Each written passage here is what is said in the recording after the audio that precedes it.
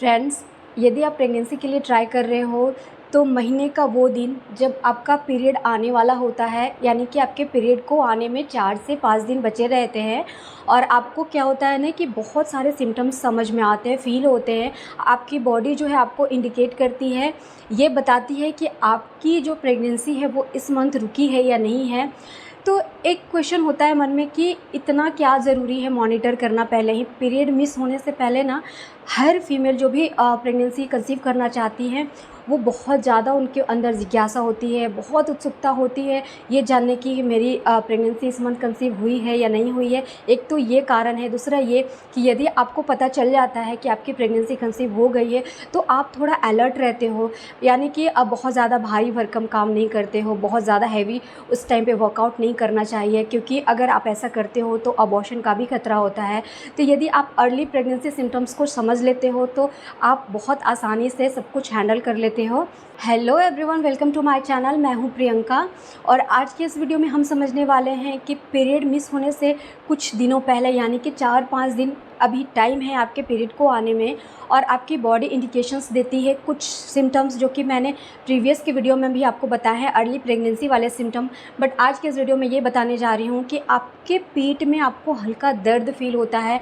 यदि आप सटीकता के साथ जानना चाहते हो कि आपकी प्रेगनेंसी कंसीव हुई है या नहीं, तो आपको पीरियड से पहले ना आपको हल्का क्रैम्प होता है। तो हम ये समझेंगे कि क्रैम्प किस लेवल का होता है, क्रैम्प आपको कहाँ पे होता है। तो आपको लोअर एब्डोमेन में क्रैम्प होता है। तो चलिए इसे हम डिटेल में समझते हैं कि आपको कैसे ये समझ आएगा कि जो क्रैम्पिंग आपको हो रही है पीरियड आने से पहले। कई बार क्या होता है ना कि पीएमएस के भी कुछ सिम्टम्स प्रेगनेंसी वाले सिम्टम्स से मिलते जुलते हैं, तो आप इसे कैसे डिफ्रेंशिएट करोगे, इसके बारे में इस वीडियो में हम डिटेल में जानने वाले हैं। तो चलिए वीडियो शुरू करते हैं। वीडियो शुरू करने से पहले अगर मेरे चैनल पर नए हैं और अगर मेरा ये वीडियो आप लोगों के लिए थोड़ा भी हेल्पफुल है, प्लीज़ वीडियो को लाइक शेयर ज़रूर करें। पहली बार चैनल को विजिट कर रहे हैं तो सब्सक्राइब करना ना भूलें, बेल आइकन को भी प्रेस कर दें ताकि इसी तरह की और भी वीडियो की नोटिफिकेशन आप तक सबसे पहले पहुँचे। तो चलिए वीडियो को स्टार्ट करते हैं। फ्रेंड्स, पीरियड मिस होने से पहले बॉडी बहुत सारे ऐसे संकेत देती है जिससे कि आप बहुत आसानी से ये समझ सकते हो कि इस मंथ आपकी प्रेगनेंसी कंसीव हुई है या नहीं हुई है। पीएमएस के सिम्टम्स भी अलग होते हैं और प्रेगनेंसी के सिम्टम अलग होते हैं।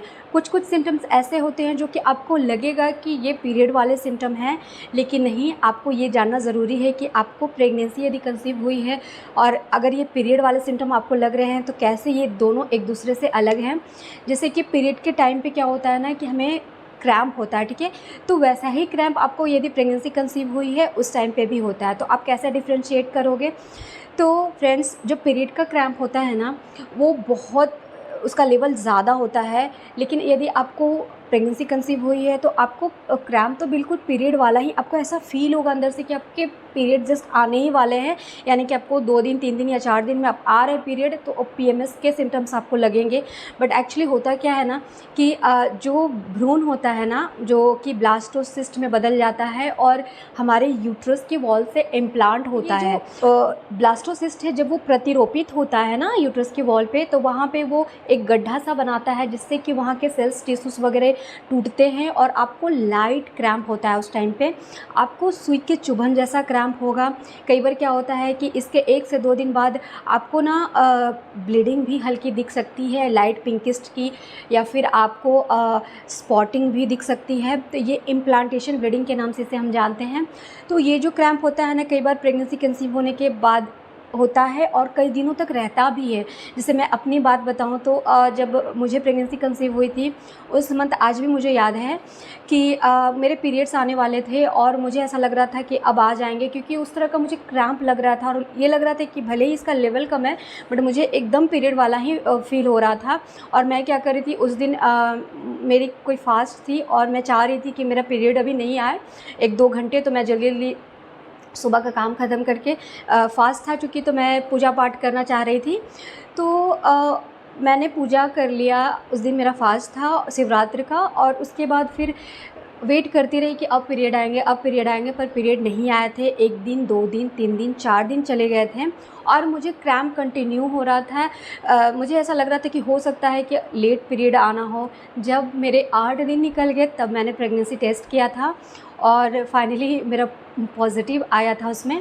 तो ये जो लोअर एब्डोमेन में हल्का क्रैम्प होता है ना, आप पीरियड वाला ही क्रैम्प होगा, लेकिन उससे बहुत कम, मतलब अगर पीरियड का क्रैम्प 100% है तो वो 25% क्रैम्प होगा। आपको ऐसा लगेगा कि कोई सुई चुभ रही है, ठीक है, इस तरीके का। तो आप ये समझना होगा आपको कि ये आपके प्रेगनेंसी वाले सिम्टम हैं, आपको इस मंथ प्रेगनेंसी कंसीव हो गई है।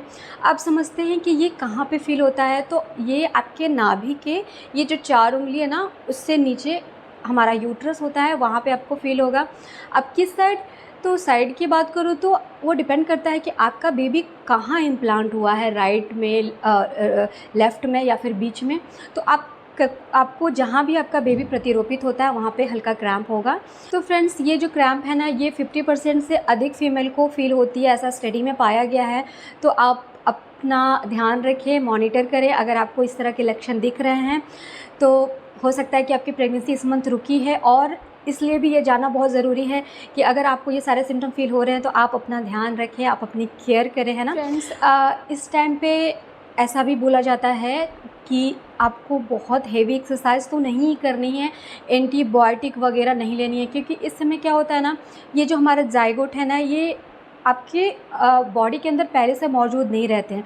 तो उसको इम्प्लांट करने के लिए हमारा जो इम्यून है वो थोड़ा सा डाउन होता है, और ऐसे में आपको सर्दी ज़ुकाम खांसी हो सकती है।